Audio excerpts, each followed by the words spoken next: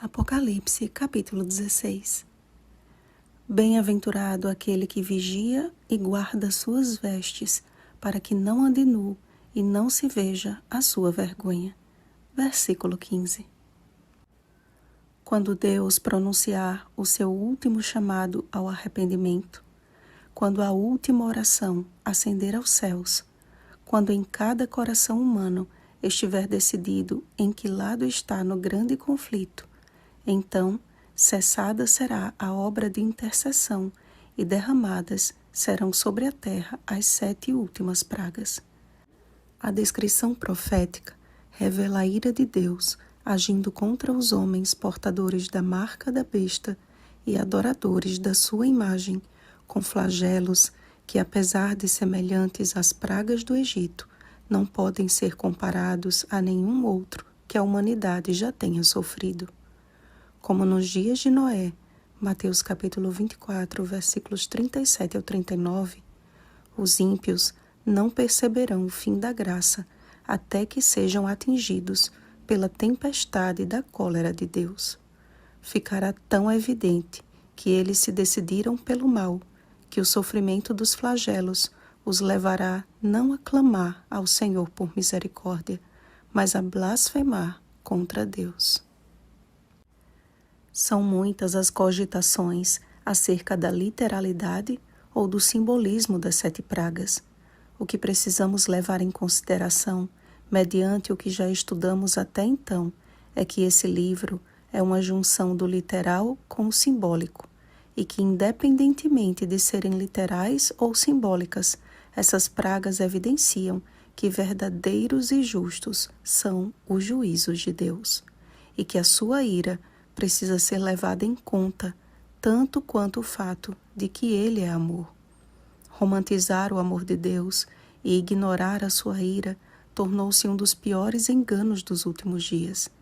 Que Deus é amor, 1 João capítulo 4, versículo 8, isto é fato, mas conta-se nos dedos os corajosos que pregam que horrível é cair nas mãos do Deus vivo, Hebreus capítulo 10, versículo 31, ou que Deus é fogo consumidor, Hebreus capítulo 12, versículo 29. Deus há de fazer justiça aos seus servos de todos os tempos e de uma vez por todas virá para dissipar o mal. Ele prometeu e nenhuma de suas promessas jamais falhou, tudo se cumpriu. Josué capítulo 21, versículo 45. Semelhante ao que aconteceu no Egito, ocorrerá nos dias que antecedem o segundo advento de Cristo. Êxodo capítulos 7 ao 12. A referência da 5ª e da 6ª pragas sobre o trono da besta e sobre o grande rio Eufrates são indícios de que os flagelos não atingirão todo o mundo, mas lugares específicos. Com base nisto, analisemos o conteúdo de cada taça. Primeiro flagelo. À semelhança da 6ª praga sobre o Egito, a primeira praga de Apocalipse anuncia úlceras malignas e perniciosas. Assim como somente os egípcios foram atingidos pela praga e os hebreus não foram atingidos, também sofrerão a primeira praga somente os homens portadores da marca da besta e adoradores da sua imagem. Segundo flagelo. O mar se tornará em sangue. Não sabemos como isso ocorrerá, mas certamente podemos descartar as cogitações de fenômenos naturais que causam a coloração avermelhada na água, já que o relato bíblico é bem claro quando diz que o mar se tornou em sangue como de morto e morreu todo o ser vivente que havia no mar. Terceiro flagelo. Como a primeira praga que caiu sobre o Egito, assim acontecerá tanto com o mar, como vimos no segundo flagelo, como com os rios e as fontes das águas, no derramamento da terceira taça. Nesse tempo, os ímpios se levantarão contra o derradeiro povo de Deus, pois a este o seu pão lhe será dado, as suas águas lhe serão certas. Isaías capítulo 33, versículo 16. E ao observarem que nenhuma praga atinge os fiéis observadores da lei de Deus, Salmo 91, versículo 10, será tempo de grande angústia e perseguição para o fiel remanescente. E o clamor dos santos mártires que João ouviu na visão do quinto selo, pedindo por justiça, será transformado em louvor pela justiça divina. Certamente, ó Senhor Deus Todo-Poderoso, verdadeiros e justos são os teus juízos. Quarto flagelo.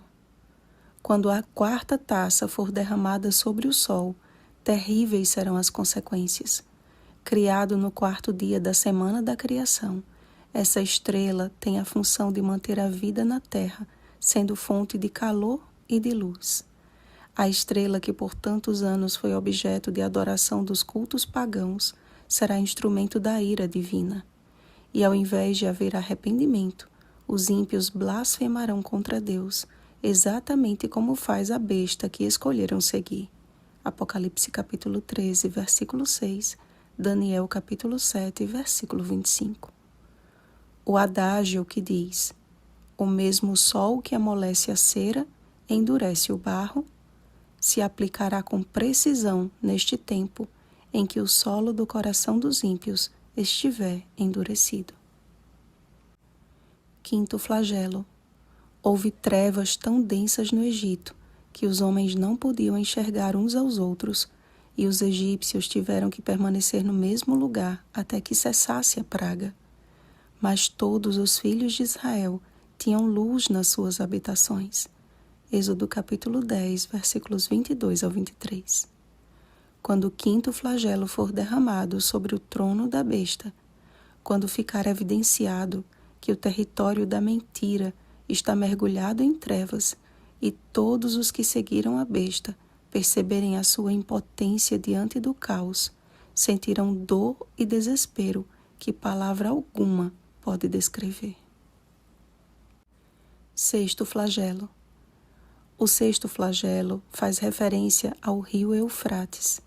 Era este rio que irrigava a antiga Babilônia, e foi secando este rio que Ciro e seu exército conquistaram o Império Babilônico.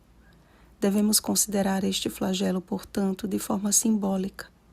Quando o mundo inteiro for reunido, ecumenismo, pelos três espíritos imundos semelhantes a rãs, espiritismo, paganismo e protestantismo apostatado, feliz será aquele que Jesus encontrar vigilante e incontaminado das trevas deste mundo.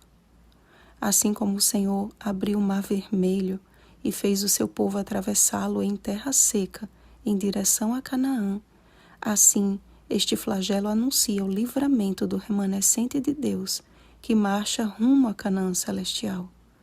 O sexto flagelo também anuncia a última grande batalha das tropas de Satanás contra o povo de Deus, o Esta expressão deriva do hebraico Ha-Megido, que significa Monte de Megido. A região de Megido foi palco de diversas batalhas entre Israel e os povos inimigos.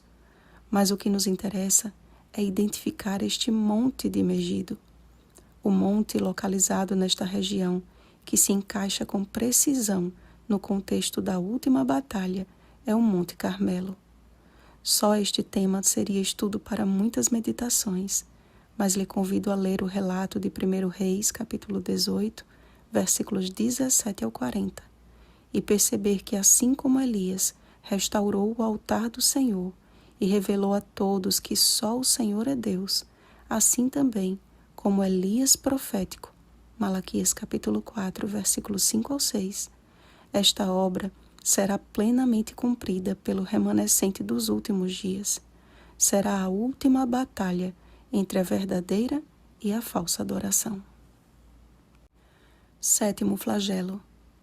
Assim como o pecado teve início no santuário celeste, no coração de um querubim que se rebelou contra Deus, cumpre do mesmo santuário sair a ordem de destruição definitiva do pecado.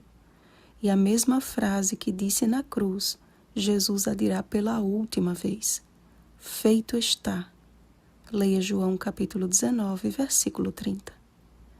Então, uma série de juízos sobrevirão à terra, que será abalada de uma forma como nunca houve igual desde que há gente sobre a terra. Não sabemos quando, mas uma coisa é certa, amados: Cristo vem.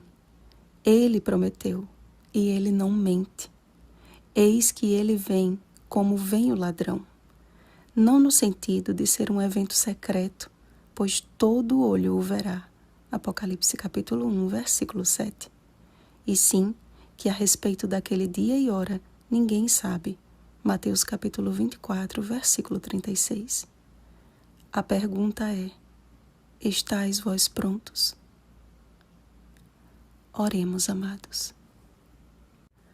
Santo e eterno Deus, falta pouco para este mundo ser atingido pelos flagelos do teu juízo.